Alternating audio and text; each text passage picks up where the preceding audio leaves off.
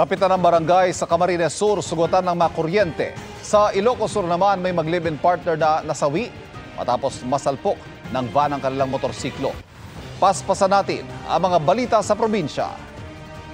Mag-live-in partner na nakamotorsiklo patay sa disgrasya sa San Esteban, Ilocos Sur. Ayon sa pulisya, napunta sa bandang gitna ng pakurbang kalsada ang motorsiklo at sumalpok sa closed van. Kinasuhan ang driver ng van at nakatakda siyang umapila. Dalawang pickup truck tagbanggaan sa Badok, Ilocos Norte. Natanggal ang gulong na isang pickup kaya nawalan nito ng kontrol.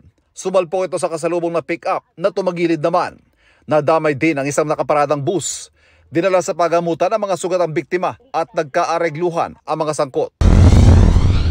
Sa Samar, rider patay ng mabangga ng isang multicab sa Calbayog City. Base sa investigasyon, nag-overtake ang multicab sa isang sasakyan at bumangga sa kasalubong na motorsiklo.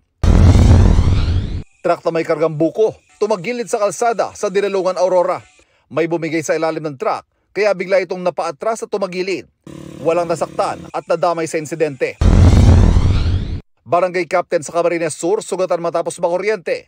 May inaayos sa bubong ang biktima nang mapadikit sa live wire ang hawak ng metro, kaya siya nakuryente.